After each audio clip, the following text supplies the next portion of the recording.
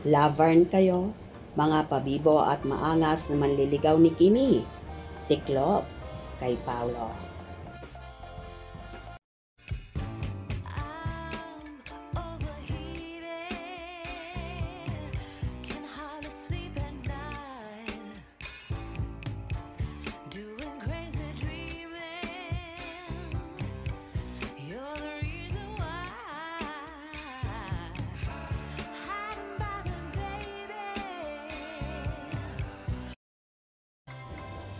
Tila hindi na nga magkakaroon ng lakas ng loob ang mga masusugid na manliligaw ng multimedia idol na si Kim Chiu.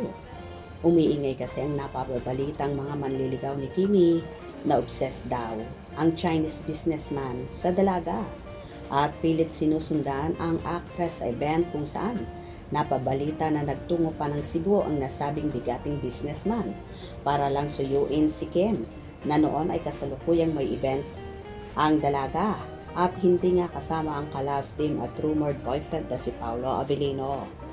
Big no at busted naman ang nasabing businessman na yon kay Kimi pero super kulit pa rin talaga sa actress. Ang mga pabibo o mga nagpapapansin na suitor na hindi tumitigil kahit na alam na nilang may Kim Pao na ay mapipilitan ng tumigil kapag naging opisyal na ang kanilang relasyon. Ito ay isang malinaw na deklarasyon na sila lang, wala nang iba. Ang Kim Pao ay hindi lang pinag-uusapan dahil sa kanilang pag-iibigan, kundi dahil na rin sa kanilang kapangyarihan at impluensya sa industriya. Parehas silang mayaman at may magandang future sa kanilang career.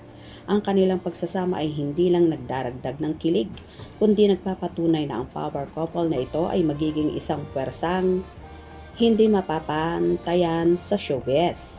Ang kanilang pagiging matatag at ang kanilang tagumpay ay nagbibigay inspirasyon. Ipinapakita nila na posibleng maging matagumpay sa trabaho at magkaroon pa rin sila ng isang tapat at seryosong relasyon. Sa kanilang yaman, ang kanilang kasalan ay siguradong magiging royal wedding ng Pilipinas. At syempre, sa pambihirang selebrasyon na iyon, sinisiguradong magiging sentro ng pagdiriwang ang mga inihandang lechon ng mga fans. Ang buong Kim Pao fandom, kasama ang lahat ng mga nagmamahal sa dalawa, ay kasalukuyan ng abangers. Handa na ang mga kamera, handa na ang mga panyo at lalong-lalo na, handa na ang mga tiyan para sa lechon. Ang pagpapahiwatig ni Direk Loren ay nagbigay daan sa pag-asa na sa lalong madaling panahon, matutunghayan ng publiko ang pinakamalaking kumpisal ng taon. Tapangan lang ni Paulo na gawing opisyal at ang Chinita Princess ay magiging opisyal ng reyna ng kanyang buhay. Para sa mga fans, ang good news na ito ay isang regalo. Kaya naman sa mga susunod na araw, lahat ay nakatutok na sa mga balita mula sa Canada Tour. Kung matutupad man ang hula, ang pag-amin na ito ay hindi lang magiging balita. Ito ay magiging isang selebrasyon ng pag-ibig, katapatan at syempre isang pista ng pila ng lechon na makasaysayan. Magpakasal na Kim Pao, ang sambayanan naghihintay na sa lechon.